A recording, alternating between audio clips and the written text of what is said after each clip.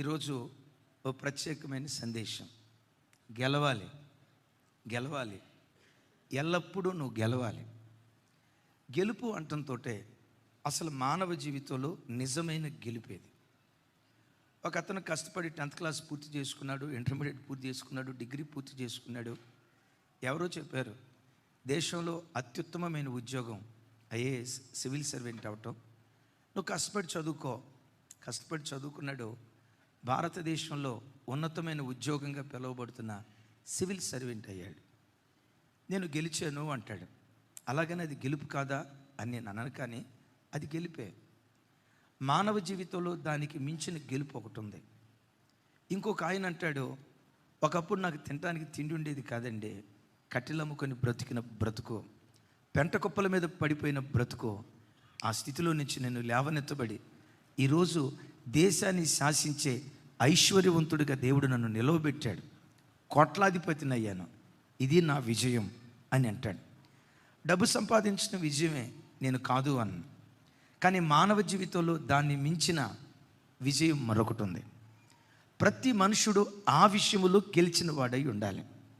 ఇంకొక ఆయన అంటాడు, ఒకప్పుడు నా పూర్వస్థితి ఇది, మా గ్రామంలోని తృణీకరించబడిన కుటుంబం, ఈరోజు అదే గ్రామంలో తలమానికగా దేవుడు నన్ను నిలవబెట్టాడు, మేము గెలిచాం, ఉన్నత స్థితికి వచ్చాం అని మరొక వ్యక్తి మాట్లాడతాడు. అలాగని ఇవన్నీ గెలుపులు కాదు అనేది కాదు నా అభిప్రాయం.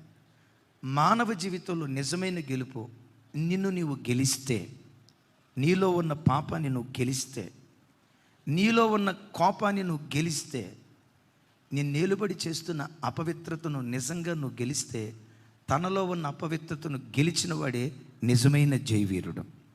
పెద్దలు అంటారు కదా, ఎంత గెలిచి చెప్పాలి, తెలిసిన మాటే కదా, ఎంత గెలిచి చదువులో గెలిచావు. నీ క్యారెక్టర్ గెలవకపోతే ఆ గెలుపు వలన ఉపయోగం ఏముంది?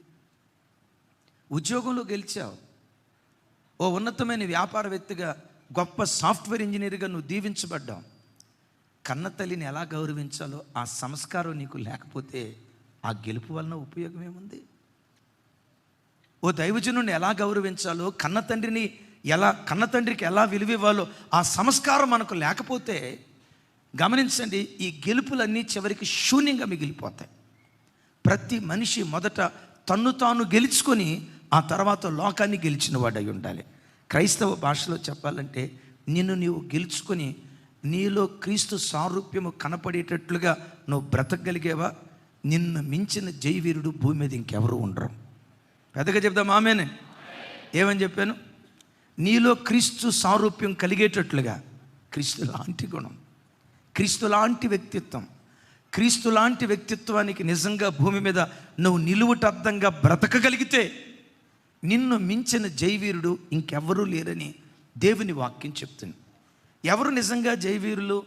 సామెతల్లో ఒక మాట రాసింది, పరాక్రమశాలి కంటే ఎవరో చెప్తున్నారు, చెప్పదు. పరాక్రమశాలి కంటే దీర్ఘశాంతం కలిగిన వాడే శ్రేష్ఠుడు, పట్టణములను పట్టుకొనిన వాని కంటే తన మనస్సును స్వాధీనపరుచుకున్న వాడే శ్రేష్ఠుడు అంటాడు. ఆమె అని చెప్దాం గట్టిగా. ఏమంటే, నేను పరాక్రమశాలినై గండడినై నన్ను ఎవడైనా ఒక మాట అంటే పెట వాడిని కొట్టి కత్తితో పొడిసి వాడిని పొడవటం కాదు, వాళ్ళ ఇంటోళ్ళందరినీ పొడిచి హామాన్గాళ్ళలాగా ఊరోళ్ళందరినీ పొడిచి చంపేశాను అనుకోండి, లోకం అంటది, అబ్బా ఈడేం పరాక్రమశాలిరా అంటుంది. ఎదుటోడు ఆ మాట నన్ను అన్నా, నాలో ఉన్న ఆవేశాన్ని చంపుకొని, నాలో ఉన్న తొందరపాటును చంపుకొని, మాటకు ప్రతి మాట అనకుండా, దోషణకు ప్రతి దోషణ చేయకుండా, కీడుకు ప్రతి కీడు చేయకుండా నాలో ఉన్న ఆవేశాన్ని చంపుకుంటే నన్ను మించిన పరాక్రమవంతుడు ఇంకెవరు ఉండరు. వాక్యం అంటుంది, పట్టణాన్ని పట్టుకున్న వాని కంటే తన మనస్సును పట్టుకోగలిగిన వాడు. విన్నారు ఈ మాట? తన మనస్సును పట్టుకోగలిగిన వాడు, తన మనస్సును జయించగలిగిన వాడు అసలు సిసలు నిజమైన జయవీరుడు. మీలో కొంతమంది వినుండొచ్చు, మన తెలుగు రాష్ట్రాలలో పేరుగాంచిన ఓ టీవీ మీడియాలో అద్భుతమైన యాంకర్గా పేరు గణించి, ఓ రకంగా ఆ తల్లి పేరు తెలుగు వారికి తెలియదు అని అంటే అతిశయోక్తి కాదేమో. అంత గొప్ప పేరు ప్రఖ్యాతులు సంపాదించిన తల్లి 7 అంతస్తుల భవంతి ఎక్కి అక్కడి నుంచి దూకి ఆత్మహత్య చేసుకుని చచ్చిపోయింది. 35 సంవత్సరాల వయసు కలిగిన తల్లి. సూసైడ్ నోట్ ఏమి రాసిందో తెలుసా? నా మనసే నా శత్రువు. ఎన్నిటినో గెలిచా, చదువులో గెలిచా, ఉద్యోగంలో గెలిచా, ఈ ఉద్యోగ స్థలంలో ఉన్న కాంపిటీషన్ గెలిచా, ఇవన్నీ గెలవగలిగే కానీ నా మనస్సు నేను గెలవలేకపోతున్నాను. జస్ట్ 4 అక్షరాలు సూసైడ్ నోట్లో రాసిన మాట ఏంటంటే, నా మనస్సే నాకు శత్రువైంది, మనస్సును గెలవలేకపోతున్నాను. దైవజనమ, క్రైస్తవ జీవితంలో నిజమైన గెలుపు నిన్ను నువ్వు గెలుచుకోగలిగితే, నీలో ఉన్న పాపాన్ని, అపవిత్రతను, చెడును చంపి వాటన్నిటినీ సిలువేసి నీలో క్రీస్తు సారూప్యము కలిగేటట్లుగా ఈ భూమి మీద నువ్వు బ్రతకగలిగితే నిన్ను మించిన విజేత భూమి మీద మరి ఎవరూ ఉండరు. ఇలాంటి గెలుపు దేవుడు మనకిచ్చును గాక. ఇలాంటి గెలుపు మనుషునికి సాధ్యమేనా? సాధ్యమే. ఎలా సాధ్యం? ఏమీ లేదు. యేసయ్య జట్టులో నువ్వు చేరు, యేసయ్య అడుగుల్లో అడుగులు వేసుకుంటూ వెళ్ళు, ఆయన విడిచిపెట్టకుండా ఆయన వెంబడిస్తూ వెళ్ళిపో, ఆయనే నిన్ను గెలిపిస్తాడు. నేను గెలవాలని నువ్వేదో తలకాయ కింద పెట్టి కాళ్ళు పైకి లేపి నేను గెలవాలని శీర్షాసనం వేసుకోవాల్సిన అవసరంలా. గొలియాతు ఇజ్రాయిల్ మీద యుద్ధానికి వచ్చాడు. ఎవరు మేము వెళ్ళమంటే వెళ్ళమన్నారు. ఒక ఆయన సాహసం చేశాడు గొలియాతుతో యుద్ధం చేయటానికి. ఎవరు ఆయన చెప్పండి? వినపడలేదు. బాల్కనీలో ఉన్న బిడ్డలు కూడా. దావీదు యుద్ధభూమిలో అడుగుపెట్టాడు. వడిసల రాయితో వేసి ఒక దెబ్బతో కొట్టాడు. గొలియాతు చచ్చిపోయాడు. ఆ తలకాయ ఇట్లా చేతిలో పట్టుకొని గొలియాతు గడి తల అట్లా పట్టుకోక మునిపే ఇజ్రాయేలు ప్రజలంతా ఏమన్నారు తెలుసా? జయము జయము జయము జయము జయము జయము, మేము గెలిచామని కేకలేయటం ప్రారంభించారు. మీరేమైనా కత్తి పట్టుకున్నారా గెలిచారంటానికి? మీరేమైనా యుద్ధభూమిలోకి దిగారా గెలిచారంటానికి? ఏమి లేదయ్యా, దావీదు జట్టులో మేము జాయిన్ అయ్యాము, ఆయన గెలిచాడు కనుక ఆయన గెలిస్తే మేము కూడా గెలిచినట్లే. దైవజనమా, నేను ఏ దావీదు గురించి చెప్తున్నాను అనుకుంటున్నారు? పరమ దావీదు, మన ఆరాధ్య దైవం, ప్రభు అయిన యేసు క్రీస్తు వారు. ఆయన లోకాన్ని జయించిన జయవీరుడు, మరణాన్ని జయించిన జయవీరుడు, పాపాన్ని జయించిన జయవీరుడు, సాతానును ఓడించి వాడి తలను చెతకదొక్కి చివరికి మరణమాని ముల్లెక్కడ, మరణమాని విజయం ఎక్కడని మరణపు ముళ్ళును విరిచి సమాధి గుండెను చీల్చి మృత్యుంజయుడై తిరిగి లేచాడు. ఆదికాండం నుండి నేటి వరకు జయశాలిగా పిలువబడుతున్న ఒకే ఒక్క వ్యక్తి మన ఆరాధ్య దైవం, ప్రభు అయిన యేసుక్రీస్తు. మనం చేయాల్సింది ఒక్కటే, నీ జట్టులో జాయిన్ అయ్యానయ్యా, నా యుద్ధాలన్నీ నువ్వు చేసుకో, ఊరక నేను నిలవబడతా. మీరు అనొచ్చు, ఊరక నిలవబడితే గెలుపు వస్తుందా అంటాడు కదా మోషే భక్తుడు. మీరు ఊరక నిలిచుండి చూడుడి, ఎర్ర సముద్రాన్ని 2 పాయలుగా దేవుడే చీలుస్తాడు. మీరు ఊరక నిలిచుండి చూడుడి, ఈ సముద్రములో ఐగుప్తీయులను దేవుడే ముంచేస్తాడు. నేడు మీరు చూస్తున్న ఐగుప్తీయులను ఇంకెన్నడూ చూడరు అంటాడు. మనిషికి గెలుపు సాధ్యమేనా? క్రీస్తు ద్వారా సమస్తము సాధ్యమే. ఆమేన్ చెప్పాలి గట్టిగా. ఈ అపవిత్రమైన లోకంలో ఒక మనిషి పవిత్రంగా బ్రతకగలడా? క్రీస్తు ద్వారా బ్రతకగలడు. నీతిమాలిని ఈ లోకంలో ఓ క్రైస్తవుడు దేవుని కొరకు నీతిగా బ్రతకగలడా? లోకమంటా అది బ్రతకలేడు అని. నిజమే, బ్రతకలేడు. కానీ క్రీస్తు ద్వారా సమస్తము సాధ్యపరచబడుతుంది. అలా గెలిచిన జయవీరుడే. అప్పుడప్పుడు గెలిచినోడు కాదు ఆయన. ఏమండి, శుద్ధీకరణ కోటాల్లో గెలిచి బలారాధన తీసుకునేటప్పుడు గెలిచి ఆ తర్వాత ఓడిపోయినోడు కాదు. సంవత్సరాంతంలో శుద్ధీకరణ కోటాల్లో గెలిచి నెలలో ఒక వారం గెలిచి తర్వాత ఓడిపోయినవాడు కాదు. ఆయన అంటాడు, ఎట్టు పోయినా ఎల్లప్పుడూ విజయోత్సవముతో ఊరేగించుచున్న దేవునికి స్తోత్రము కలుగునుగాక అంటాడు. ఎవరైనా? యేసు ప్రభువా, అపోస్తలుడైన పౌలు వారు. చూడండి, కొరింథీయులకు రాసిన 2వ పత్రిక. ఎంత చక్కటి మాటో, ఎంత చక్కటి మాటో చూడండి. కొరింథీయులకు రాసిన 2వ పత్రిక. యేసు నామం పేరిట ఈ మాట, ఈ వాగ్దానం మనందరి జీవితాల్లో దేవుడు స్థిరపరచును గాక. 2వ అధ్యాయం 14వ వచనం. నాతో కలిసి, మా ద్వారా ప్రతి స్థలమందును క్రీస్తును గూర్చిన జ్ఞానము యొక్క సువాసన కనపరుచుచు ఆయన యందు మమ్మను ఎల్లప్పుడూ విజయోత్సవముతో ఊరేగించుచున్న దేవునికి స్తోత్రము. ఇంకోసారి పెద్దగా చెప్పాలి, మా ద్వారా ప్రతి స్థలమందు క్రీస్తును గూర్చిన జ్ఞానము యొక్క సువాసనను కనపరుచుచు. నా వైపు చూడండి. అపోస్తుడైన పౌలు వారు అంటారు, మా ద్వారా అంటే నేను ఒక్కనే కాదు, నా వెనక ఒక టీం ఉంది, నాతో కలిసి సేవ చేసే సేవకులు ఉన్నారు. మా ద్వారా ప్రతి స్థలమందు, ఎక్కడెక్కడ? ప్రతి స్థలమందు క్రీస్తు జ్ఞానము యొక్క సువాసన మాలో నుంచి దేవుడు కనపరుస్తున్నాడు. బిడ్డలారా, క్రీస్తును గూర్చిన జ్ఞానం యొక్క సువాసన ఎక్కడ దాగి ఉందో తెలుసా? సువార్తలో దాగి ఉంది. సువార్తను మేము ప్రకటించేవారిగానే కాదు, కనపరిచేవారిగా ఉన్నాము అంటాడు. ఒకసారి ఈ మాటకు చప్పట్లు కొడుతూ స్తోత్రాలు చెప్దాం. ఈ మాట, ప్రతి స్థలమందు క్రీస్తును గూర్చిన జ్ఞానము యొక్క సువాసన, క్రీస్తును గూర్చిన జ్ఞానము యొక్క సువాసన దేనిలో నిక్షిప్తమై ఉన్నది అంటే సువార్తలో నిక్షిప్తమైనది. ప్రతి స్థలంలో మేము ఎక్కడికి పోయినా, నా ద్వారా నన్ను వెంబడిస్తున్న నా తోటి సేవకుల ద్వారా, మా ద్వారా చూడండి క్రీస్తు జ్ఞానము యొక్క సువార్తను మేము ప్రకటించటం మాత్రమే కాదు, కనపరుస్తున్నాము అంటాడు. విజయోత్సవంతో దేవుడు ఊరేగిస్తున్నాడు. ప్రతి క్రైస్తవుడు తన బ్రతుకులో సువార్తను ప్రకటించేవాడిగా కాదు, సువార్తను ప్రకటించేవాడిగా మాత్రమే కాదు, సువార్తను కనపరిచేవాడిగా ఉండాలి. సువార్తను వినేవాళ్ళగా మాత్రమే కాదు, ఏ సువార్త విన్నామో ఆ సువార్త మనలో కనబడాలి. అలా కనపడిందా నువ్వు విజయోత్సవంతో ఊరేగినట్టే లెక్క. కొంచెం గట్టిగా చెప్దాం. నువ్వు వినే సువార్త ఒకటి, నువ్వు చదువుతున్న వాక్యం ఒకటి, నువ్వు విన్న వాక్యం ఒకటి, నీ ప్రవర్తన వేరైతే అప్పుడు మనం ఎవరిమో తెలుసా? ఓడిపోయిన వారిమే కానీ గెలిచిన వారిం కాదు. అపోస్తుడైన పౌలు వారు అంటారు, ఎట్టుపోయినా విజయోత్సవంతో దేవుడు మమ్మల్ని ఊరేగిస్తున్నాడు. అంటే కోట్ల రూపాయలు ఆస్తి ఇచ్చాడయ్యా? లేదు. ఓ పెద్ద సాఫ్ట్వేర్ కంపెనీ పెట్టుకున్నావా? కాదు. ఓ 100 ఎకరాల పొలం సంపాదించావా? లేదు.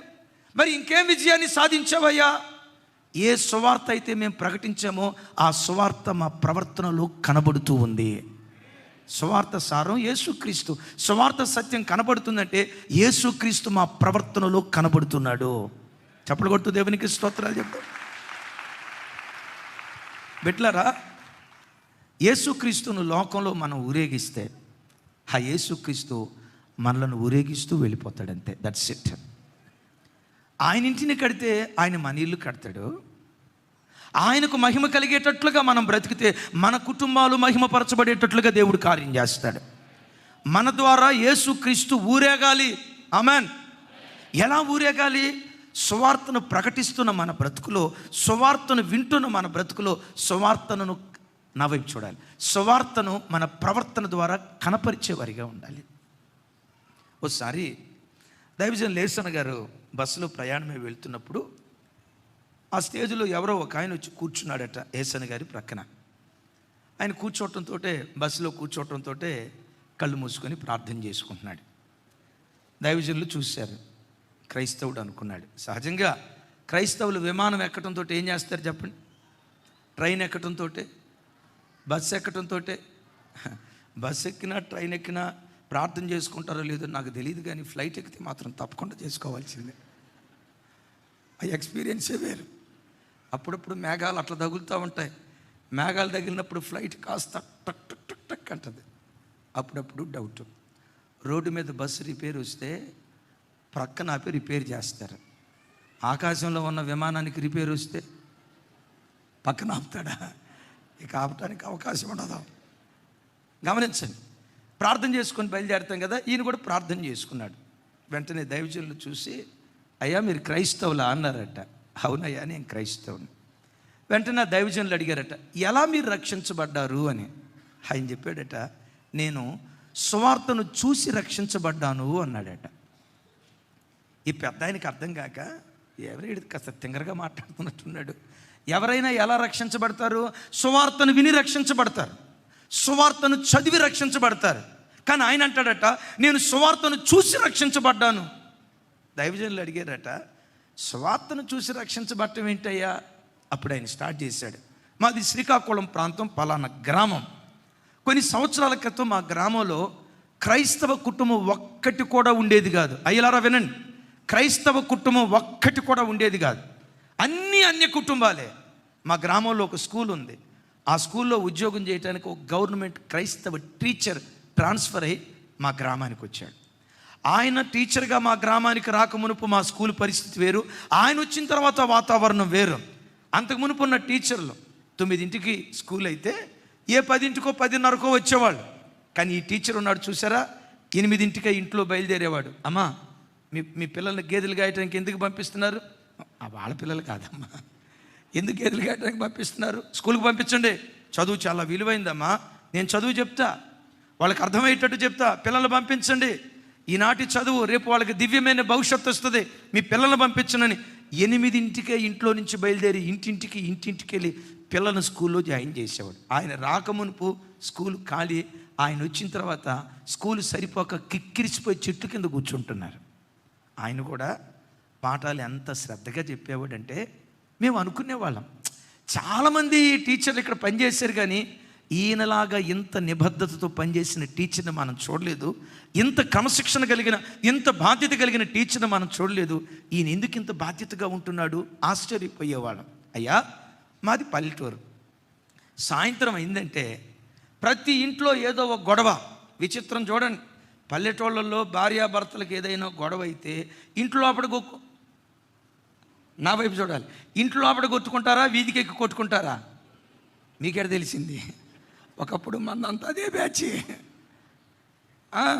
అత్త గోడలకు గొడవ అయిందంటే లోపల కొట్లాడుకునేది ఉండదు, వీధికి రావటం, రావే ముసల్దాన్ని, వీధికి కొట్లాడుకుంటారు. అయ్యా మా గ్రామంలో ఉన్న కుటుంబాలన్నింటిలో ఇదో ప్రత్యేకమైన కుటుంబం. భార్యాభర్తలు కొట్లాడుకోవటం కానీ, పిల్లలు తల్లిదండ్రుల మీద తిరుగుబాటు చేయటం కానీ మేము ఎన్నడూ చూసి ఉండము. అయ్యా ఆ కుటుంబాన్ని చూస్తే భార్యాభర్తలు అంటే ఇట్లా ఉండాలరా, తల్లిదండ్రులు పిల్లలంటే ఇట్లా ఉండాలరా, వాళ్ళ అమ్మా నాన్న గీసిన గీత పిల్లలు దాటరు. ఎంత క్రమశిక్షణ! గ్రామం అంతా ఆ కుటుంబాన్ని గూర్చి పొంకాలుగా కథలుగా చెప్పుకుంటూ ఉండేవాళ్ళు. అందరూ అనుకుంటూ ఉండేవాళ్ళు, అరే ఆ భార్యాభర్తలు ఇంత ప్రేమగా ఉండటానికి కారణం ఏంట్రా, ఇంత ఐక్యంగా ఉండటానికి కారణం ఏంట్రా, మనస్మర్థలే లేకుండా పిల్లలు ఇంత విధేయులుగా బ్రతకటానికి కారణం ఏంట్రా, కథలుగా చెప్పుకుంటూ ఉండేవాళ్ళు. ఓ రోజు మా గ్రామ సర్పంచ్ ఆ టీచర్ గారి దగ్గరికి వెళ్ళి, సార్ మన ఊర్లో చాలా ఇళ్ళు ఉన్నాయి, కానీ ఈ కుటుంబాలన్నింటిలో మీ కుటుంబం ప్రత్యేకమైంది, ఎంత ప్రేమ, ఎంత ఆప్యాయత, ఎంత అనురాగం కలిగి మీరు బ్రతుకుతున్నారంటే ఎందుకు సార్ మీరు ఇంత మంచిగా బ్రతకగలుగుతున్నారు? అప్పుడు ఆయన చెప్పాడట, ఒకప్పుడు మేము చెడ్డోళమేనయ్యా, యేసుక్రీస్తుని మేము ఆశ్రయించాం, ఆ యేసుక్రీస్తు సువార్త మాలో నాటబడిన తర్వాత మా బ్రతుకులు మారి ఒకప్పుడు చెడ్డవారిగా ఉన్న మేము ఇప్పుడు మంచివారిగా మారిపోయాం. ఇది మా మంచితనం కాదు, కానీ మేము ఆశ్రయించిన దేవుని యొక్క మంచితనం. అంటే ఆ సర్పంచ్ అనుకున్నాడంట, యేసుక్రీస్తుని ఆశ్రయించిన వాళ్ళే ఎంత మంచిగా బ్రతికితే ఆ యేసుక్రీస్తు ఇంకెంత మంచితనం కలిగిన దేవుడో కదనని ఆ గ్రామంలో మొట్టమొదట సర్పంచ్ యేసు ప్రభు నమ్ముకున్నాడట. ఇప్పుడు సర్పంచే యేసు ప్రభు నమ్ముకుంటే ఊరిలో ప్రజలు యదా రాజా కదా, సర్పంచ్ ప్రభు నమ్ముకుంటే గ్రామం ప్రభు తట్టు తిరిగిందయ్యా. ఆ టీచర్ గారు రాకమునుపు ఒక్క క్రైస్తవ కుటుంబం కూడా లేదు. ఈరోజు ఆ గ్రామ పరిస్థితి ఏంటో తెలుసా? ఒక్క అన్యుడు కూడా ఆ గ్రామంలో లేడు, గ్రామం అంతా క్రైస్తవ కుటుంబం అని. చెల్లి నా వైపు చూడు, మీ భార్యాభర్తలు అలా ఉన్నారా? మీ కుటుంబంలో ఐక్యత ఉందా? తల్లిదండ్రుల మాటకు విధేయత చూపే ఆ సాత్వికులుగా దేవుని సన్నిధిలో బ్రతుకుతున్నారా? నేను తెల్లబట్టలు వేసుకొని సాక్ష్యం లేనివాడిగా బ్రతికితే, అమ్మా ఆర్ఎస్ఎస్ వాళ్ళ ద్వారా, బీజేపీ వాళ్ళ ద్వారా, క్రైస్తవ మత ద్వేషకుల ద్వారా క్రైస్తవ్యానికి కలిగే నష్టం కంటే సాక్ష్యం లేని క్రైస్తవుల ద్వారా సంఘానికి ఎక్కువ నష్టం కలుగుతుంది. జాగ్రత్త. సాక్ష్యం లేని క్రైస్తవుల ద్వారా క్రైస్తవ్యానికి ఎక్కువ నష్టం జరుగుతుంది. నువ్వు వింటున్న సువార్త సత్యం నీలో నాటబడితే అద్భుతం తెలుసా, దేవుని రాజ్యం వ్యాపించడం ప్రారంభిస్తుంది. చప్పలు కొడితే ఈ మాటకు స్తోత్రాలు చెప్దాం. ఇది మీకు అర్థం కాకపోవచ్చు, నేను చదివిస్తాను చూడండి. కొలస్సీలకు రాసిన పత్రిక మొదటి అధ్యాయం 6వ వచనం. నాతో కలిసి, ఈ సువార్త సర్వలోకములో ఫలించుచు వ్యాపించుచున్నట్టుగా మీరు దేవుని కృపను గూర్చి విని సత్యముగా గ్రహించిన నాటి నుండి మీలో సహితము ఫలించుచు వ్యాపించుచున్నది. ఆగండి ఇక్కడ, నా వైపు చూడాలి, ఇది మీకు అర్థమయ్యేటట్టు చెప్తాను. ఫలిస్తే వ్యాపిస్తుంది. చెప్పండి ఒకసారి, మరోసారి. ఫలిస్తే వ్యాపిస్తుంది. సువార్త అనే విత్తనాలు నువ్వు విన్నావు కదా, సువార్త అనే విత్తనాలు నువ్వు విన్నావు కదా. సువార్త అనే విత్తనం నిజంగా నీలో ఫలిస్తే నీ ద్వారా యేసుక్రీస్తు రాజ్యం వ్యాపించడం ప్రారంభిస్తుంది. ఓ గ్రామం, నేను ఆ గ్రామానికి వెళ్ళాను. ఓ రకంగా ఆ గ్రామంలో నేను పెరిగినటువంటి వాడిని, 10వ తరగతి దాకా పెరిగినటువంటి వాడిని. ఈ మధ్య ఆ ప్రాంతంలో సువార్త కోటానికి వెళ్తే ఓ రకంగా ఆ గ్రామంలో ఎన్ని చర్చిలు ఉన్నాయో అన్ని చర్చిలు ఉన్నాయి. ఒకప్పుడు ఆ గ్రామం అంతటికి ఒకటే చర్చి. ఆ చర్చికి వెళ్ళే బ్యాచ్ కూడా ఎక్కువ శాతం నామకార్థులే. కానీ ఈరోజు ఆ వాతావరణం, ఆ గ్రామం చూస్తూ ఉంటే భక్తికి నిలువుటద్దం. ఒక పెద్ద చర్చి. ఆ పాస్టర్ గారు నన్ను వాళ్ళ ఇంటికి జస్ట్ కాఫీ తాగటానికి పిలిచారు. నేను అడిగాను, ఇంత పెద్ద మందిరం ఎట్లా ఏర్పడిందయ్యా? వాళ్ళు చెప్తూ మా గ్రామంలో హాస్టల్లో పనిచేయటానికి మరీదాస్ అని ఒక ఆయన వచ్చాడయ్యా. ఆయన ఒకప్పుడు తాగుబోతుగా బ్రతికా, అంటే పెద్ద తాగుబోతు ఏం కాదు కానీ మొఠా రాజకీయాలు బాగా చేసేవాడు.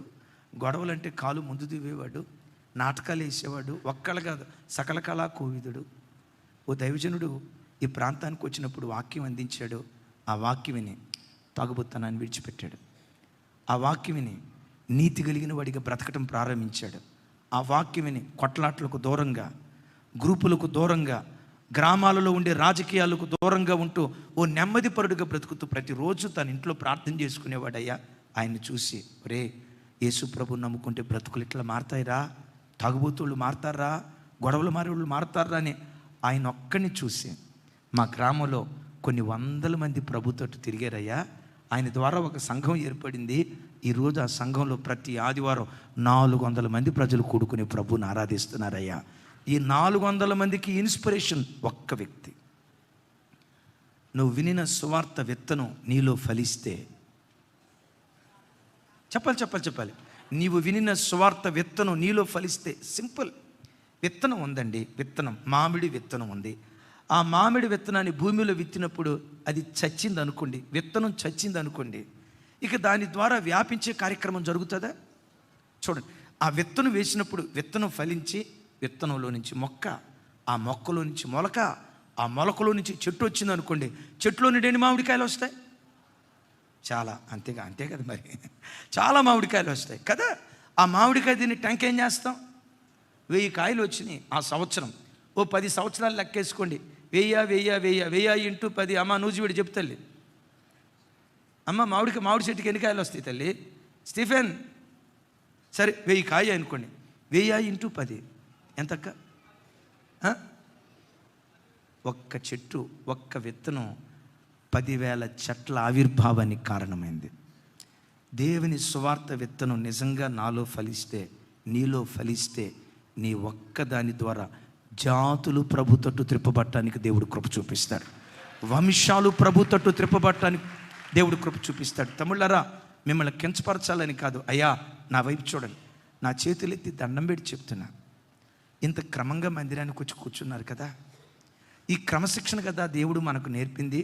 ఇంత క్రమంగా మందిరానికి వచ్చి కూర్చున్న నీవు కాలేజీకి వెళ్ళిన తర్వాత ఒక అమ్మాయిని చూసి నువ్వు పోకిరి మాట మాట్లాడేవనుకో, ఒక అబ్బాయిని చూసి పోకిరి మాట మాట్లాడేవనుకో, నువ్వు ఉద్యోగ స్థలంలో ఆల్రెడీ నీకు పెండ్లైపోయింది, ఓ మంచి భర్త ఉన్నాడు, ఆడెవరితోనూ వెకిలిగా మాట్లాడేవనుకో, నా వైపు చూడాలి, వాడు ఎవరితోనూ వెకిలిగా మాట్లాడేవనుకో, వాడు ఎవరితోనో అపవిత్రంగా నువ్వు ప్రవర్తించావనుకో, నీ ఒక్కదాని చెడ్డ బ్రతుకు ద్వారా నా దేవుడు అవమానపరచబడుతున్నాడు.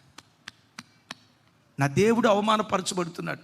సిగ్గు లేకుండా బ్రతికిన నీ రోత బ్రతుకు, సాక్ష్యం లేకుండా బ్రతికిన నీ రోత బ్రతుకు, వాక్యం విన్నా దులుపుకొని వెళ్ళిపోయే నీ దరిద్రపు వ్యక్తిత్వం, మహోన్నతుడైన దేవుడు అన్య ప్రజల మధ్యలో ఎగతాళి చేయబడుతున్నాడు. నేనంట, నీ ద్వారా ఎన్నడూ ఎప్పుడు, నీ ద్వారా దేవుని నామం ఎన్నడూ ఎప్పుడు మహిమపరచబడును గాక. నేను ఎప్పుడు చెప్తా కదా, ఒకవేళ నీ కుటుంబం ద్వారా దేవునికి అవమానం రాబోతుందంటే, రేపు రాబోతుందంటే ఈ రాత్రి చావును కోరుకో. ఈ రాత్రే చావును కోరుకో.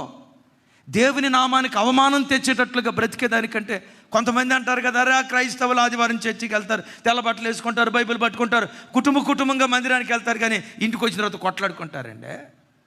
ఇంటికి వచ్చిన తర్వాత కొట్లాడుకుంటారండి. భార్యాభర్తల మధ్య సమాధానం ఎక్కడది? అది వాళ్ళ అమ్మాయి చూడు, రోజుకొకటి బండి మీద ఎక్కెళ్ళిపోద్ది. వాళ్ళ అబ్బాయి చూడు, వాడికి ఒక నీతి విలువ లేదని. నీ ఒక్కటి రోత బ్రతుకును బట్టి, మన రోత బ్రతుకును బట్టి, స్వార్థ సత్యం మనలో ఫలించకపోవటాన్ని బట్టి దేవుని యొక్క రాజ్యం విస్తరించలేకపోతుంది. అందుకని పౌలు గారు అంటాడు మీలో ఫలించుచు, చెప్పాలి, మీలో ఫలించుచు యేసుక్రీస్తు జ్ఞానము యొక్క, నా వైపు చూడండి, యేసుక్రీస్తు జ్ఞానము యొక్క సువాసన సువార్త. యేసుక్రీస్తును కూర్చున్న జ్ఞానం అంటే, యేసుక్రీస్తు ఎట్టివాడు? ఎన్నో విషయాలు చెప్పుకుంటూ వెళ్ళొచ్చు. యేసుక్రీస్తు అని అనటంతో రెండు ప్రామాణికం, మరి ప్రాముఖ్యంగా, ఒకటి ప్రేమ, రెండవది పరిశుద్ధత.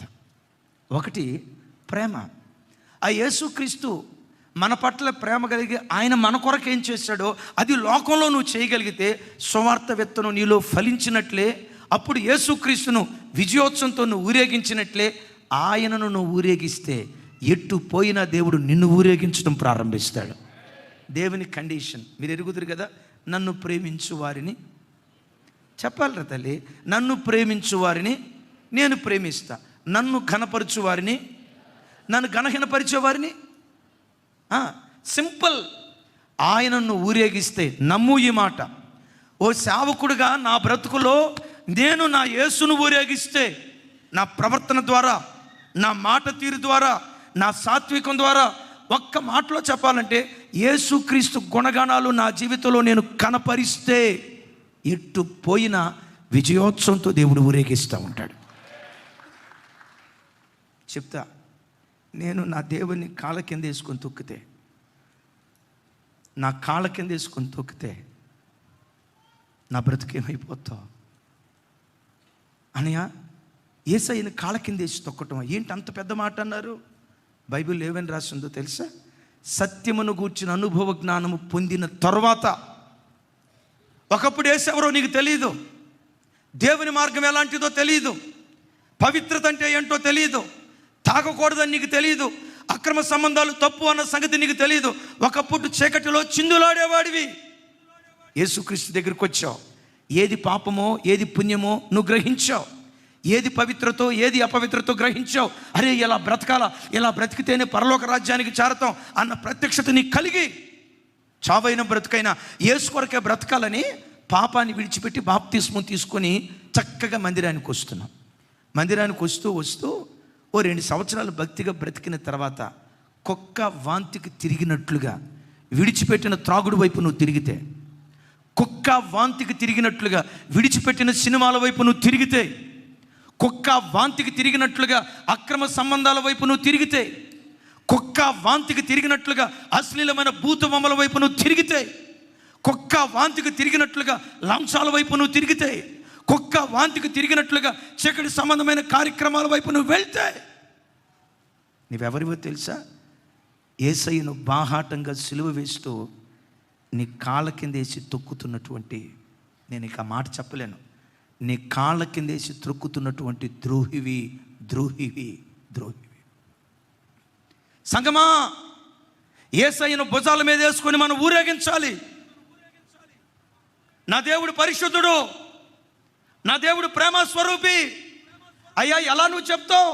మా జీవితాన్ని చూడయ్యా, మేమెంత ప్రేమగా బ్రతుకుతున్నామో, మా జీవితాలు చూడయ్యా, మేమెంత పవిత్రంగా బ్రతుకుతున్నామో. నీ ప్రవర్తనే ఒక సువార్తగా మారాలి. పెద్దగా చెప్దాం ఆమేన్. నీ ప్రవర్తన ఒక సువార్తగా మారి, నీ ప్రవర్తన ద్వారా యేసుక్రీస్తును ఊరేగిస్తే, ధైర్యంగా ఈ మాట చెప్తాను, ఎట్టు పోయినా నేను విజయోత్సవంతో దేవుడు ఊరేగిస్తూ ఉంటాడు. ఉద్యోగంలోనైనా, వ్యాపారంలోనైనా, కుటుంబంలోనైనా, సేవారంగంలో ఎట్టు పోయినా విజయోత్సవంతో ఊరేగిస్తాడు. ఇంతకీ క్రీస్తును గూర్చిన సువార్త, క్రీస్తును గూర్చి ఏం చెప్తుంది చూడండి. ఎఫెసీయులకు రాసిన పత్రిక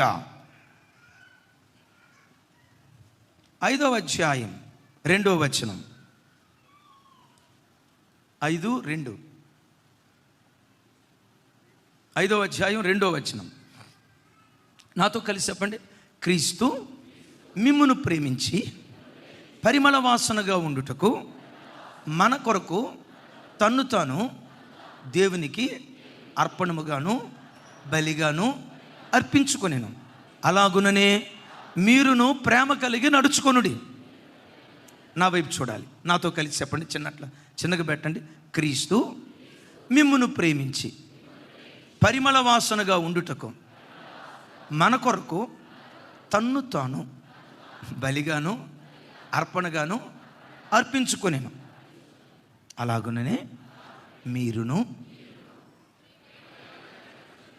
క్రీస్తు మిమ్మల్ని ప్రేమించాడు. క్రీస్తు మిమ్మల్ని ప్రేమించినట్లుగానే మీరు ఒకరినొకరు ప్రేమించండి. ఇప్పుడు నేనంట, క్రీస్తు ఎవరిని ప్రేమించాడు? ఎవరిని ప్రేమించి తన సర్వస్వాన్ని దారపోసాడు? నా వైపు చూడాలి. క్రీస్తు ఎవరిని ప్రేమించాడు? ఎవరిని ప్రేమించి తన సర్వస్వాన్ని దారపోసాడు? పవిత్రులను మాత్రమే ఆయన ప్రేమించాడా? భక్తి కలిగిన వారిని మాత్రమే ఆయన ప్రేమించాడా? నీతి కలిగిన వారిని మాత్రమే ఆయన ప్రేమించాడా? ఆయనను ప్రేమించే వాళ్ళ కొరకు ఆయన ప్రాణం పెట్టాడా? రోమా పత్రికలో పౌలు గారు చెప్తాడు. రోమీలకు రాసిన పత్రిక 5వ అధ్యాయం 5వ వచనం నుంచి 11వ వచనం వరకు. రోమా, నాతో కలిసి చెప్పండి. మనకు అనుగ్రహించబడిన పరిశుద్ధాత్మ ద్వారా దేవుని ప్రేమ మన హృదయములలో కుమ్మరించబడి ఉన్నది. ఎలయనగా మనం ఇంకా బలహీనులమై ఉండగా క్రీస్తు యుక్తకాలమున భక్తిహీనుల కొరకు చనిపోయాను. ఎవరి కొరకు చనిపోయాడు? బలహీనుల కొరకు చనిపోయాడు. ఎవరి కొరకు చనిపోయాడు? భక్తిహీనుల కొరకు చనిపోయాడు. 6వ వచనం, 8వ వచనం. రైట్. అయితే దేవుడు మన యొడల తన ప్రేమను వెల్లడి పరచుచున్నాడు. ఎట్లనగా మనం ఇంకనూ పాపులమై ఉండగా క్రీస్తు మన కొరకు చనిపోయాను.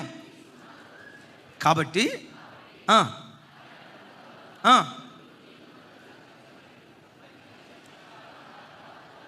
10వ వచనం. ఎలయనగా మనము శత్రువులమై ఉండగా. నా వైపు చూడండి. యేసయ్య ఎవరిని ప్రేమించి ఎవరి కొరకు తన ప్రాణాన్ని ధారపోసాడు? ఇక్కడ 4 స్టేట్మెంట్స్ ఇస్తాడు. ఏంటో తెలుసా? నంబర్ 1, మనం బలహీనులమై ఉండగా. నంబర్ 2, మనం భక్తిహీనులమై ఉండగా. నంబర్ 3, మనం పాపులమై ఉండగా. నంబర్ 4, ఆయనకు శత్రువులమై ఉండగా. ఎవరి కొరకు యేసయ్య తన ప్రాణాన్ని దారపోసాడు? చివరి మాట చెప్పండి సార్. ఎవరి కొరకు చనిపోయాడు? ఎవరి కొరకు ఆయన ప్రేమను పంచాడు? ఆఖరి రక్తపు బొట్టు వరకు ఎవరి కొరకు ఆయన రక్తాన్ని చిందించాడు? శత్రువు కొరకు ప్రాణం పెట్టాడు. శత్రువు కొరకు తాను బలిగాను అర్పణగాను అర్పించుకున్నాడు. ఈరోజు మనిషి పరిస్థితి ఏంటో తెలుసా? శత్రువును ప్రేమించడం దేవుడు ఎరుగు. ఖాళీ పూర్తి చేయండి మీరే. మీరు పూర్తి చేయాలి. మనిషి మనస్తత్వం జాకబన్నా, మనిషి మనస్తత్వం ఎట్లుంటుంది? శత్రువును ప్రేమించడం దేవుడు ఎరుగు. మిత్రుని ప్రేమించడం కూడా చేతగాని కుసంస్కారి మనిషి.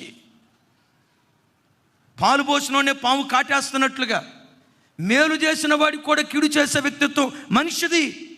కానీ క్రీస్తు వ్యక్తిత్వం ఎలాంటిదో తెలుసా? మేలు చేసిన వారికి మేలు చేశాడు, మరి విశేషంగా శత్రువు కొరకు ప్రాణం పెట్టాడు. బిడ్డ, నిన్ను ఎవరైనా ఒక్క మాట అంటే నీకు రసరస ఏమంటారు? అది మీకు తెలుసు కదమ్మా, మీకు తెలియదు ఏం కాదు కదా. రసరసమంట కోపం వచ్చి నెల రోజుల పాటు మాట్లాడటం గేట్లాడటం నైజంతా వంట కూడా చేయదు అక్క. మావోడు కర్రీ పాయింట్లో కూర తెచ్చుకొని, బిర్యానీ పాయింట్లో బిర్యానీ తెచ్చుకొని, ఇక మావోడు మధ్యప్రదేశ్ ఉంటుంది చూసారా, గొడుగు పెరిగినట్టు పెరిగిద్ది. మధ్యప్రదేశ్ అంటే ఏమనుకున్నారు? ఉత్తరప్రదేశ్ అంటే ఇది. మధ్యప్రదేశ్ అంటే పొట్ట గొడుగు పెరిగినట్టు పెరిగిద్ది మొత్తం. ఏం బ్రదరు ఏంటి అట్ట అయిపోయావంటే ఏం చెప్తావులే అన్న. చూడండి, ఒక మాట అంటే నేను అంటాను, వాక్యం వింటున్నాం, సువార్త విత్తనాలు పడుతున్నాయి, ఫలించట్లా. యోవేలు గ్రంథంలో అంటాడు, మట్టి, నా వైపు చూడాలి, యోవేలు గ్రంథంలో అంటాడు, మట్టి పెడ్డల క్రింద విత్తనాలు కుళ్ళిపోతున్నాయి. దైవజనుడు ప్రతి ఆదివారం సువార్త విత్తనం విత్తుతున్నాడు, ప్రతి అరుణోదయపు దినాన సువార్త విత్తనం విత్తుతున్నాడు. టీవీ ఆన్ చేస్తే చాలు, యూట్యూబ్ ఆన్ చేస్తే చాలు, ఎన్నో సువార్త విత్తనాలు నీ హృదయ క్షేత్రంలో పడుతున్నాయి. కానీ కొందరి హృదయాల్లో ఫలించట్లా, కుళ్ళిపోతున్నాయి వాక్యపు విత్తనాలు. తల్లి, నా వైపు చూడు, సువార్త విత్తనం నీలో కుళ్ళిపోయిందో, ఫలించి వ్యాపించిందో ఒక్కటే సింపుల్. నువ్వు ఈ మాట అనాలి, భూమి మీద ఎవ్వరూ నాకు శత్రువులు లేరు, నాకెవ్వరూ శత్రువులు లేరు, నేను అందరినీ ప్రేమిస్తా. భూమి మీద నాకు శత్రువు అంటే వాళ్ళు ఎవరు లేరు. గడిచిన కొన్ని రోజుల నుంచి ముఖం మార్చుకొని, అవధం దాగిన మొహంలాగా పెట్టుకొని, వారం 10 రోజుల నుంచి నేను మాట్లాడకుండా పలకకుండా అలిగిన వ్యక్తి ఒక్కళ్ళు కూడా లేరు అని నువ్వు అనగలిగేవు అంటే సువార్త విత్తనం నీలో ఫలించినట్టే లెక్క.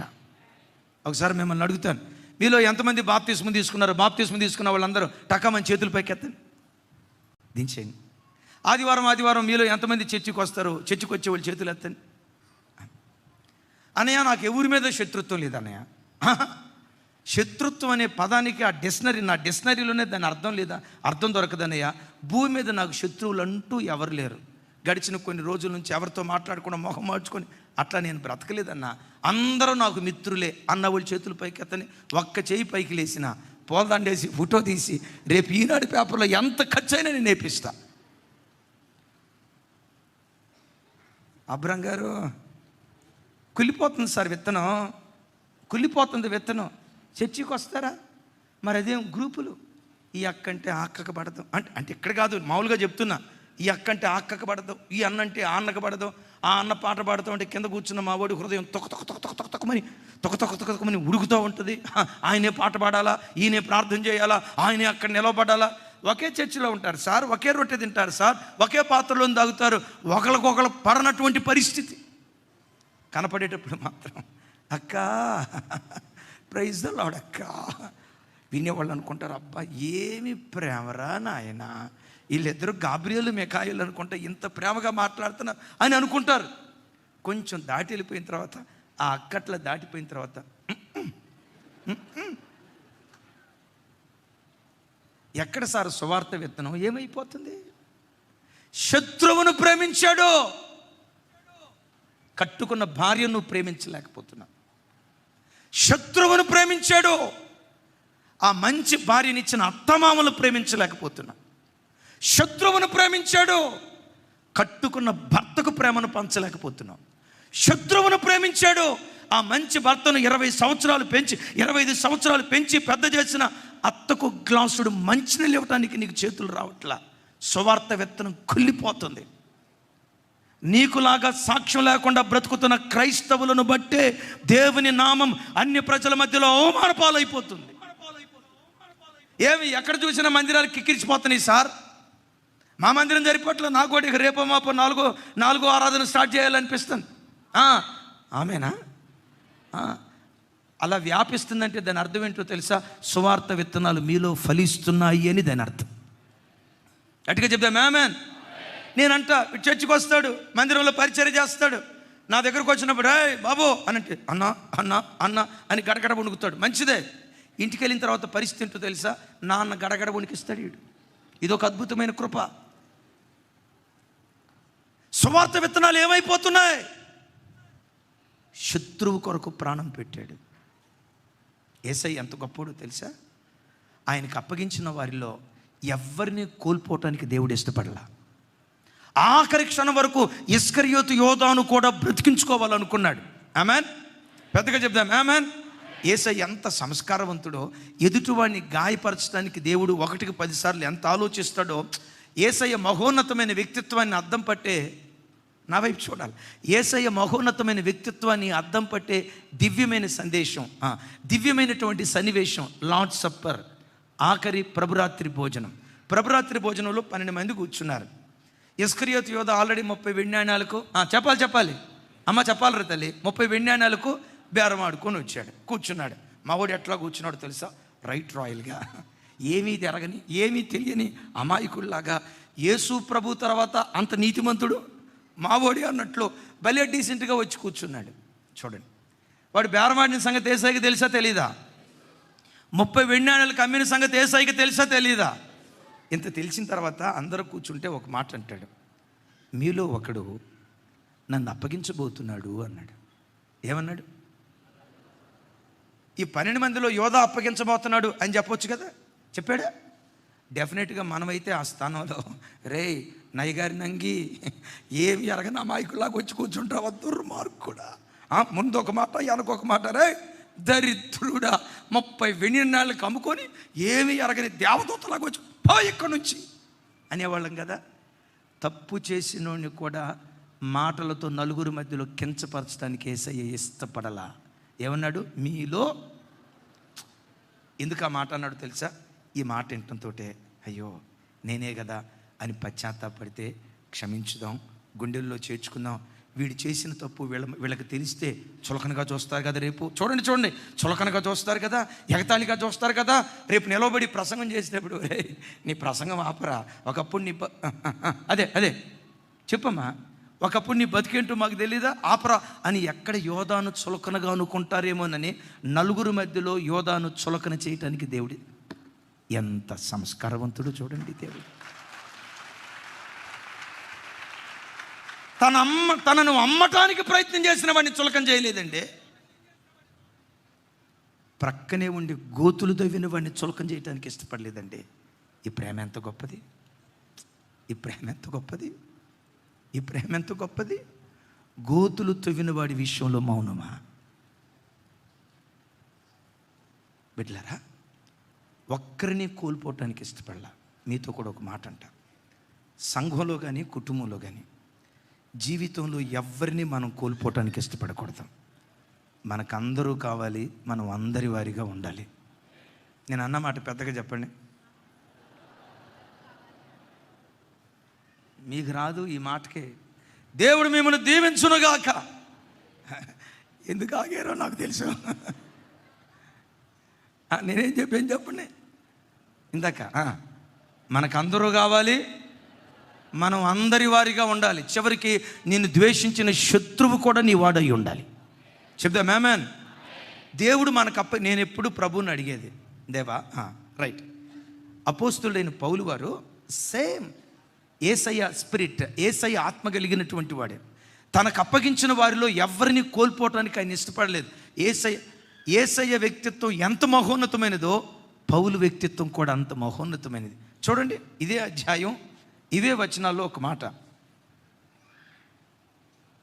12వ వచనం, 2వ అధ్యాయం, కొరింథీయులకు రాసిన 2వ పత్రిక, కొరింథీయులకు రాసిన 2వ పత్రిక 2వ అధ్యాయం 12వ వచనం. నాతో కలిసి చెప్పండి. క్రీస్తు సువార్త ప్రకటించుటకు నేను త్రోయకు వచ్చినప్పుడు ప్రభునందు నాకు మంచి సమయము ప్రాప్తించి ఉండగా సహోదరుడైన తీతు నాకు కనబడనందున నా మనసులో నెమ్మది లేక వారి యొద్ద సెలవు తీసుకొని అక్కడి నుండి మాసిదోనియాకు బయలుదేరి తిని. ఒకసారి చూడండి, త్రోయలో సువార్త ప్రకటించడానికి దేవుడు ద్వారాలు తెరిచాడు. ఆమేన్. నా వైపు చూసి చెప్పాలి ఆమేన్. త్రోయలో సువార్తను ప్రకటించడానికి దేవుడే ద్వారాలు తెరిచాడు. పౌలు ఎక్కడ మీటింగ్ పెట్టినా కుప్పలుగా తండోపతండాలుగా ప్రజలు వస్తున్నారు, వేల మంది ప్రజలు వస్తున్నారు. ఓ విస్తారమైన జనవాహిని.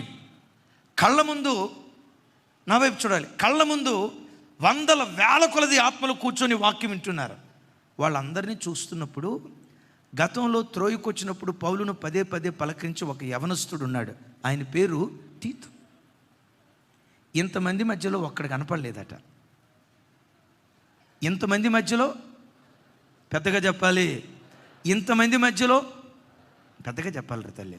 ఇంతమంది మధ్యలో ఏమంటే వేల కొలది ప్రజల మధ్యలో 3 ఖండాలు కదిలించిన సేవకుడు, 2 ఖండాల్లో అడుగుపెట్టి వాక్యం అందించిన వాడు రాజుల్నే మార్చాడా, అధికారులనే మార్చాడా, అధిపతుల్నే మార్చాడా, సామాన్యుల్నే మార్చాడా, సామంతుల్నే మార్చాడా? లక్షల కొలది ప్రజలను ప్రభు తట్టు తిప్పాడు. ఎక్కడికి వెళ్ళినా విపరీతమైన ఫాలోయింగ్. లక్షల మంది ఆయన వెంబడిస్తూ ఉంటే ఒక్కడు కనపడకపోతే ఇలా అనుకోవాలా, ఆడొక్కడు ఏమనాలి? అదే పోతే ఎంత వస్తే ఎంత, ఆడు తొక్కడా. ఎంత విస్తారమైన జనం నాకుంది, ఎంత విస్తారమైన జనం ఉంది, ఆడు వస్తే ఎంత పోతే ఎంత అని తీతును తృణీకరించడానికి జనబలాన్ని చూసి పౌలు అడుగు వేయాల. 99 గొర్రెలు తనతో ఉంటే 99 గొర్రెలను విడిచిపెట్టి తప్పిపోయిన ఒక్క గొర్రె కోసం వెతుక్కుంటూ వెళ్ళాడే, ఆ కాపరి లాంటి లక్షణం కలిగిన వాడు అపోస్తలుడైన.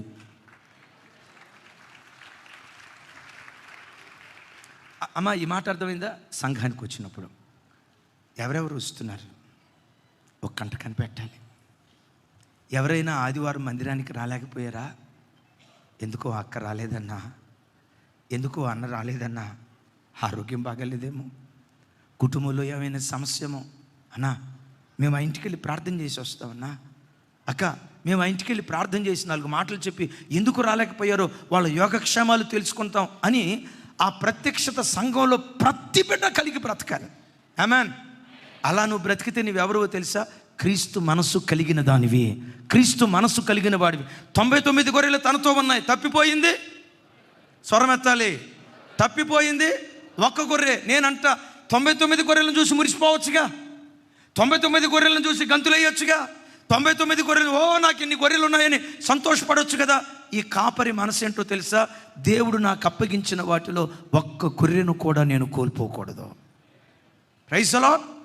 త్రోయకు వచ్చినప్పుడు తీతు కనపడకపోయేసరికి త్రోయ నుండి ఎక్కడికి వెళ్ళాడట? మాసిదోనికి. ఆల్మోస్ట్ 120 కిలోమీటర్ల దూరం. ఒక్క వ్యక్తి రాకపోతే, ఒక్క వ్యక్తి కనపడకపోతే ఆ వ్యక్తిని వెతుక్కుంటూ ఎంత దూరం ప్రయాణమై వెళ్ళాడు? కొంచెం పెద్దగా చెప్పాలరా తల్లి, కొంచెం పెద్దగా. ఈరోజు ఒక తీర్మానం చేసుకుని, నా జీవితంలో అడుగుపెట్టిన వ్యక్తుల్లో ఏ వ్యక్తిని నేను కోల్పోకూడదు. ఆమేన్ చెప్దాం. ప్రతి వ్యక్తికి నేను ప్రేమను పంచాలి. వెతికితే నాకు శత్రువు అనేవాడు నాకు కనపడకూడదు. ఆమేన్. వెతికితే నన్ను ద్వేషించేవాడు నాకు కనపడకూడదు. ఎక్కడికి వెళ్ళినా క్రీస్తు ప్రేమను లోకానికి నేను కనపరిచేటువంటి వాడిగా ఉండాలి. ఆ ప్రత్యక్షత ప్రతి క్రైస్తవుని గుండెల్లో దేవుడు అనుగ్రహించును గాక. నేను మొన్న ఈ మధ్య బెంగళూరు వెళ్ళాను. ఒక కుటుంబానికి వారం రోజుల నుంచి ఫోన్ చేయాలి అనుకుంటున్నా, కానీ నాకు కుదరట్లా. కొన్ని పరిస్థితులను బట్టి సమయం అనుకూలించక నేను అక్కడ దిగటంతో వెంటనే ఫోన్ చేశాను. ఆ ఫోన్ లిఫ్ట్ చేయటంతో ఆ అన్న ఆఫీస్లో ఉన్నట్టున్నాడు. లిఫ్ట్ చేసి గడగడ అన్న, మీరు బెంగళూరులో ఈరోజు బెంగళూరు మీటింగ్ కదా, ఇక్కడ ఉపవాస ప్రార్థన ముగించుకుని వెళ్ళారు కదా అన్న, మీరు ఏంటి ఇప్పుడు ఫోన్ చేశారు అన్నారు. అన్న, వారం రోజులు బట్టి మీకు ఫోన్ చేయాలి అనుకుంటున్నా, మీతో మాట్లాడాలనిపించి చేశానన్న అంటంతో ఆ అన్న ఏడ్చుకుంటా అంటాడు, ఇన్ని వేల మంది కుటుంబాలలో, ఇన్ని వేల కుటుంబాల్లో నాలాంటి అభాగ్యుని కూడా గుర్తుంచుకొని, చాలా పేద ఆయన చిన్న కెమికల్ ఫ్యాక్టరీలో పనిచేస్తాడు, చాలా పేద స్థితిలో బ్రతుకు. నాలాంటి అభాగ్యుడిని కూడా మీరు గుర్తుకు తెచ్చుకొని నాకు ఫోన్ చేశారే, ఏదేదో చెప్తున్నాడు. నేనన్నా, యేసయ్య రక్తంతో కడగబడిన వారిలో ధనవంతుడు దరిద్రుడు అని లేదయ్యా, మనం అందరం సమానమే. కొంతమంది అంటారు, మన లైవ్ చూసే బిడ్డలో మీకేం విచిత్రం అనిపించదు, ఎందుకంటే రోజు చూసేవాడికి ఏం విచిత్రం ఉంటుంది. చాలామంది అంటారు, అన్నయ్య మీరు వాక్యం చెప్పేటప్పుడు అన్నా శ్రీకాంత్ అన్నా అని ఎట్లా చెప్తారు, ఎంతమంది పేర్లు ఎట్లా గుర్తుంటాయి? ఏమండి అబ్రం గారు, బీపీ రంగయ్య, ఆయన పాత పేరు తెలుసు, కొత్త పేరు తెలుసు నాకు. అన్న ఇంతమంది పేర్లు ఎట్లా ఉంటాయి? కాపరి తన దగ్గరకు వచ్చే ప్రతి గొర్రెను పేరు పెట్టి పిలుస్తాడు. ఇది కాపరికి గొర్రెకు ఉండాల్సినటువంటి సంబంధం. చప్పలు కొడుతూ స్తోత్రాలు చెప్దాం. హల్లెలూయా. గట్టిగా హల్లెలూయా. గంభీర స్వరంతో చెప్దాం హల్లెలూయా. కాపరి గొర్రెలను పేరు పెట్టి పిలవాలి. అమ్మా జ్యోతి ఉన్నావా? అసలు ఉన్నావా? అమ్మా సిపోరా సిస్టర్, శశికళ అక్క, మా అక్కోళ్ళు, అంటే మా అక్కోళ్ళు అంటంతో అన్నోళ్ళు చుట్టాలేమో, మీరందరూ మా చుట్టాలే. Amen, amen. బిడ్డలారా, నిజంగా యేసయ్య ప్రేమను నువ్వు అనుభవిస్తే యేసయ్యను ప్రకటించకుండా మౌనంగా ఉండలేవు. ఇంట్లో కూర్చోవాలని అనుకో, ఈ ఊర్లో నా ప్రభు గురించి ప్రకటించాలి, నా బంధువులకు నా ప్రభు గురించి ప్రకటించాలి, నా ఉద్యోగ స్థలంలో నా ప్రభు గురించి ప్రకటించాలి. ఎలా ప్రకటిస్తావయ్యా? ఒకటి, నోటి మాటల ద్వారా ప్రకటిస్తా. రెండవది, నా ప్రవర్తన ద్వారా ప్రకటిస్తా. మాటలు చేయలేని పని నీ ప్రవర్తన చేయగలుగుతుంది. ఆమెన్. పెద్దగా చెప్పండి ఆమెన్. కొంచెం గట్టిగా ఆమెన్. మాటలు చెయ్యలేని పని, పెద్దగా చెప్పాలిరా తల్లి. మాటలు చెయ్యలేని పని నీ, ఇంకోసారి చెప్పండి. ఆగండి, నేను పోటీ పెడతా. అమ్మ ముందు మీరు చెప్పండి. మిమ్మల్ని ఎందుకు చెప్పమంటున్నానంటే, ఆర్టీసీ బస్సు ఎక్కేవనుకో పెద్ద స్లోగన్ రాసి ఉంటుంది, స్త్రీలను గౌరవించడం మన సాంప్రదాయం, వాళ్ళకి కేటాయించిన సీట్లలో కూర్చోబెడదామని రాసి ఉంటుంది కదా. అందుకని మీరు చెప్పండి. ఏం చెప్పండి. Ready, 1 2 3 start. ఇంటికాడ గొంతులు తెచ్చుకోండి అమ్మా, ఇంటికాడ. మాటలు చేయలేని పని,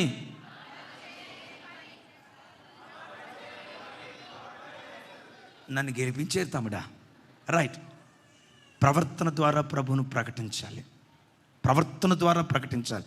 నిజంగా యేసయ్య ప్రేమ మాధుర్యాన్ని నువ్వు అనుభవిస్తే, బైబిల్ ఏమని రాస్తుంది? బలిగా అర్పణగా తన్ను తాను అప్పగించుకునేను. నిజంగా నువ్వు ప్రభువును ప్రేమిస్తే, యేసయ్య రాజ్య సువార్త నిమిత్తం, యేసుక్రీస్తును నకముకములో ప్రకటించబడటం నిమిత్తం, యేసయ్య వార్త అనేక ప్రాంతాలకు చేరటానికి నిన్ను నీవు బలిగా అర్పించుకుంటావు, యాగమైపోతావు. That's it. దేవుని కొరకు చివరికి నీ ప్రాణాన్ని కోల్పోవటానికి కూడా వెనుకనని త్యాగశీలిగా దేవుని కొరకు నువ్వు మార్చబడతావు. ఎందుకో తెలుసా? సువార్త విత్తనాలు నీలో పడి అంతగా ఫలించాయి. యేసయ్యకి మహిమ కలుగును గాక. అతిశయానికి చెప్పట్లే. చాలామంది మీరు కూడా కూర్చొని అనుకుంటారు, అక్క కానీ అన్న కానీ సేవకులు కానీ ఇన్ని ప్రయాణాలు ఎలా చేయగలుగుతారు? మీరు ఎప్పుడైనా చూడండి, జాకబనా మీ ముఖంలో అలసట నేను చూసానేమో కానీ నా ముఖంలో ఎప్పుడైనా అలసట చూసారా? ఏమా గట్టిగా చెప్పండి అన్న. రాజానా ఎప్పుడన్నా చూసారా? ఎప్పుడు అలసట అనేది పొరపాటున దేవుని కృప రాదు. నేను అనుకుంటా 100 ఏళ్ళు దేవుడు ఆయుష్ ఇచ్చాడు అనుకోండి, 100 ఏళ్ళు కూడా ఇదే బలంతో ఉంటుంది అంతే. ఎట్లా తిరగలుగుతారు? నాతో పాటు మా బీపీ రంగయ్య గారు ఇంకొక ఇద్దరు వచ్చారు, ఎబినేజర్ అన్న వాళ్ళు. ఎక్కడికి? గంగావతి. ఎక్కడి నుంచి 8 గంటల జర్నీ. వచ్చిన రోజు కనపడ్డారు, ఆ రోజు నుంచి ఈ రోజు వరకు కనపడలా. మా వాడు 2 రోజులు బెడ్ రెస్ట్ అంట. ఒక అన్న ఫోన్ చేసి అంటాడు, అన్న ఒక్కరోజు ప్రయాణానికే మా పని అయిపోయిందన్న. ఎట్లా తిరగలుగుతున్నారో చెప్పంటారా? యేసయ్య ప్రేమ మమ్మను బలవంతం చేస్తుంది. ఏంటా ప్రేమ? ఊరు పేరు లేని అనామకులం, ఊరు పేరు లేని వాళ్ళం. మనకే మినిస్ట్రీ బ్యాక్గ్రౌండ్ లేదు, ఫ్యామిలీ బ్యాక్గ్రౌండ్ లేదు, ధనబలం, జనబలం, కులబలం, ఏ బలం లేదు. ఎప్పుడు చెప్తా కదా, ఊరు పేరు లేని మనలను దేవుడు లేవనెత్తి ఈరోజు ఊరూర విజయోత్సవంతో దేవుడు ఊరేగిస్తున్నాడు. మీకు నిద్రపోవాలని అనిపించదా? రెస్ట్ తీసుకోవాలని అనిపించదా? 4 రోజులు కాస్త కంఫర్ట్గా ఉందామని అనిపించదా అని అంటే ఖచ్చితంగా చెప్తాను, అనిపించదు. ఎందుకు అనిపించదో చెప్పమంటారా? సేవకు వచ్చే ప్రతి సేవకుడికి ఇలాంటి సేవ చేయాలనేది ఒక కళ. It's dream. ఇది ఒక కళ. ఇన్ని 100 మందికి దేవుని వాక్యాన్ని ప్రకటించాలి, ప్రభు కొరకు ఇన్ని 1000 మందిని ప్రభు కొరకు రక్షించాలి, ఇన్ని గ్రామాలు వెళ్ళాలి, ఇన్ని పట్టణాలు వెళ్ళాలి, ఇన్ని సువార్త కోటాలు ఏర్పాటు చేయాలని సేవలో అడుగుపెట్టిన ప్రతి సేవకుడి ఇది కళ. నేను అంటాను, ఆ కళ మన నిజ జీవితంలో దేవుడు నెరవేరుస్తున్నప్పుడు నిద్రపోవాలనే ఆలోచన ఎట్లా వస్తుంది? రెస్ట్ తీసుకోవాలనే ఆలోచన ఎలా వస్తుంది? ఎంతోమంది సేవకులు లేని భాగ్యం దేవుడు మనకి ఇచ్చినందుకు ఇదే ఒక పండగలాగా మారిపోద్ది అంతే. మరోసారి ఈ మాట చెప్తున్నాను, ఇలాంటి సేవ చేయలేని కళ. ఇప్పుడు ఈ సేవకుల పిల్లలు ఎక్కడ కూర్చున్నారు? స్టేజ్ మీద కూర్చున్నారు. మన రాజన్న వాక్యం చెప్పాడు, కామారెడ్డిలో వాక్యం చెప్పాడు. ఆయన వయసు ఎంతనైనా ఇది 60 70 ఎంత? వదిలే దాసుకో. చిన్నపిల్లడు సార్, 25, 28. అదే మెదక్లో చాలామంది సేవకులు ఉన్నారు. అట్లాగే నేను వాళ్ళకి కించపరచట్లేదు సుమే. సేవకు వచ్చి ఒక సేవకుడి కలది. ఆ కళ ముందు దేవుడు నెరవేరుస్తూ ఉంటే నిద్ర ఎట్లా వస్తుంది? సుఖపడాలని ఆలోచన ఎట్లా వస్తుంది? మొన్న మీటింగ్లో యవన బిడ్డలు, ఆడపిల్లలు, సేవకురాలు పాటలు పాడారు. వేల మంది ప్రజల మధ్యలో సేవకు వచ్చిన ఒక సేవకురాలి కలది. ఆ కళ్ళ ముందు నెరవేర్చబడతా ఉంటే అక్క తోగాలనిపిస్తుందా? ఓగాలనిపిస్తుందా? జోగులాంబ ఉంటుందా? ఉండదు. సమయమందు అసమయమందు ఆయన్ను ప్రకటించుకుంటూ వెళ్తూ నేనంట ఒక మంచి సేవకుడు. అలాగే అందరి జీవితంలో అలా నెరవేర్చబడాలని ఏం కాదు. హాస్పిటల్లో చనిపోయిన దానికంటే, ఇంట్లో మంచమేం చనిపోయిన దానికంటే, నిలబడి వాక్యం చెప్తా ఆ ఫుల్ ఫిట్ మీదే ప్రాణం విడిస్తే అంతకు మించిన భాగ్యం ఇంకొకటి ఏది ఉండదు. Praise the Lord. అపోస్తలుడైన పౌలు వారు అంటారు, మేము ఆయన ఊరేగిస్తున్నాం. ఎలా? ఎవరిని కోల్పోకుండా శత్రువును కూడా ప్రేమించేటట్లుగా మమ్మల్ని మేము బలిగా అర్పణగా అర్పించుకుంటూ ప్రేమను మా ప్రవర్తన ద్వారా చాటి చెప్తున్నాం. ఆయనను ఊరేగిస్తున్నాం కనుక ఆయన మమ్మల్ని ఊరేగిస్తూ ఉన్నాడు. చప్పలు కొడుతూ దేవునికి స్తోత్రాలు చెప్పు. నేను ఇక్కడ ముగిస్తా. వచ్చే వారం మరలా దీన్ని కంటిన్యూషన్ చేస్తా. మన జీవితంలో ఆయనను ఊరేగిస్తే ఎటు పోయినా నిన్ను ఊరేగిస్తాడు ఆయన. హిజ్కియా రాజైన వెంటనే దేవుని మందిరాన్ని బాగు చేశాడు. అనారోగ్యం వచ్చింది, ప్రార్థన చేశాడు, దేవా నన్ను బాగు చేయి. ఏమని ప్రార్థన చేశాడో తెలుసా? దేవా నీ ఇల్లు పాడైతే నేను మౌనంగా ఉన్నానా? నీ ఇల్లు బాగు చేశానుగా, మరి నా ఊళ్ళు పాడైతే నువ్వు బాగు చేయవా? నీ ఇంటిని నేను బాగు చేసినట్టుగా నా ఒంటిని నువ్వు బాగు చేయి అన్నాడు. మారు మాట మాట్లాడకుండా, హిజ్కియా నీ కన్నీళ్ళు నేను చూచా, నీ ప్రార్థన నేను విన్నా, 15 సంవత్సరాల ఆయుష్ నీకు పొడిగిస్తూ ఉన్నా. హిజ్కియాని ఎందుకు బాగు చేశాడో తెలుసా?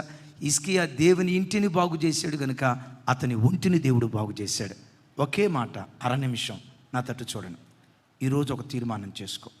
నా ప్రవర్తన ద్వారా నా కుటుంబంలో మీరు ఊరేగించబడాలి యేసయ్యా. నా మాటల ద్వారా నా ఇంటిలో మీరు ఊరేగించబడాలి యేసయ్యా. నేను వెళ్తున్న కాలేజీలో, నేను ఆఫీసులో, నేను ఉద్యోగం చేసే ప్రతి చోట క్రైస్తవులంటే ఎంత పవిత్రంగా బ్రతుకుతారయ్యా, క్రైస్తవులంటే ఎంత ప్రేమగా బ్రతుకుతారయ్యా.